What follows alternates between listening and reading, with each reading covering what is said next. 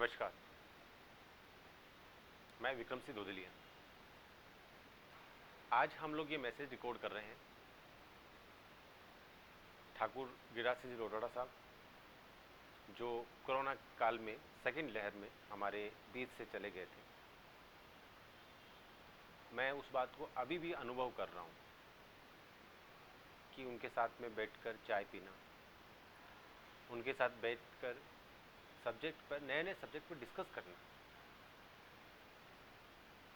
ये एक छोटा सा पार्ट है। मेरा उनका संबंध ऐसे था कि जैसे रोते हुए बच्चे के सर पर किसी ने हाथ रख दिया। वो जो अनुभव होता है ना उस बच्चे को उस समय, वो ही अनुभव मैं अब भी महसूस कर रहा हूँ आपको बताते हुए।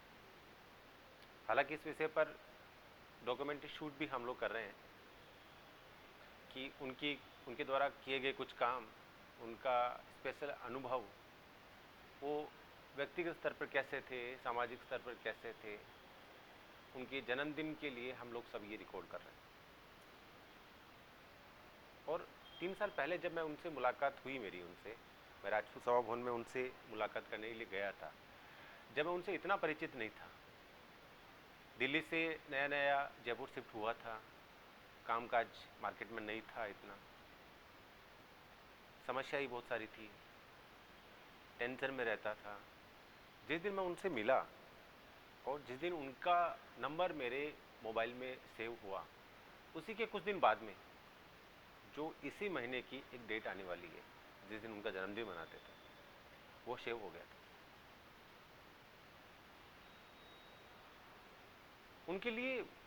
मैं उनके लिए लोगों से रिकॉर्ड करवा सकता हूँ, क्योंकि लोगों का बहुत ज़्यादा अनुभव रहा होगा उनके साथ में। मेरा अपने आप को अगर मैं बोलूँ उनको लेकर, तो मैं कुछ बोल नहीं पा रहा हूँ कि मैं उनके लिए क्या बोलूँ। इतना स्पेशल अनुभव उनका मेरे साथ में था। दोपहर का समय, जब भी मुझे, मेरे ऑफिस के सामने ही राजपूत सभा भवन है, उन्हीं की वजह से मुझे ऑफिस सेटअप करने में आसानी रही। उन्होंने ही सारी कुछ जिम्मेदारियां ली, मेरे लैंडलॉर्ड से बात करने से लेकर सारा कुछ सेटलमेंट उन्होंने करवाया। और आज जो भी पोजीशन पे है, शायद उनका ही नाम है, उन्हीं की वजह से शायद मैं थोड़ा मार्केट में काम कर पा रहा हूँ। तो फिक्स हो गया था ये कि भाई दोपहर का जो 1 बजे से 3 बजे का समय है, उसमें एक चाय उनके साथ में, चाय के साथ में बहुत सारा डिस्कशन, बहुत सारा। मैं चूज करना पड़ता था मुझे कि कल अगर मैं उनके पास में चाय पीने के लिए जा रहा हूँ, तो चाय पर एक सब्जेक्ट होना चाहिए बातचीत करने के लिए। वो सब्जेक्ट, उसके लिए मुझे बहुत सारी किताबें पढ़नी पड़ती थी, बहुत सारा इंटरनेट पर रिसर्च करना पड़ता था। मैंने आज तक उनसे जब भी किसी भी विषय पर बात की है, मैं बहुत सोचता था बात करने से पहले, लेकिन उन्होंने कभी नहीं सोचा। मैंने क्वेश्चन किया, उन्होंने आंसर दिया सीधा सा, और इतने सरल शब्दों में वो चीज़ों को समझाते थे। दोबारा कभी मेरे को उस विषय के लिए ना तो इंटरनेट पर रिसर्च करने की आवश्यकता पड़ी और ना ही किताबें खोल के देखने की आवश्यकता पड़ी। लोगों का बहुत ज़्यादा अनुभव हो सकता है, अलग अलग तरीके से अलग अलग लोगों का अनुभव हो सकता है। जैसा कि अभी इन दिनों मैं लोगों के पास जा रहा हूँ, सबको बोल रहा हूँ कि रोटाड़ा साहब की मैं डॉक्यूमेंट्री शूट कर रहा हूँ उनके जन्मदिन के लिए, आपकी कुछ बाइट चाहिए, आप हमें दीजिए, आप कुछ बोलिए उनके बारे में। लोग अनुभव बांटते हैं, अनुभव शेयर करते हैं हमारे साथ में। ये करते हुए बड़ा अच्छा लग रहा है, लेकिन दुख इस बात का भी है कि आज वो हमारे साथ में नहीं है। वो हमेशा एक बात बोलते थे, जो भी जीवन में चाहिए, जो कुछ भी हासिल करना है, अपने आप पर यकीन करो, उसके लिए कड़ी मेहनत करो और लग जाओ उस काम को करने के लिए। उन्होंने कभी मुझे ऑफिस में बैठने नहीं बोला।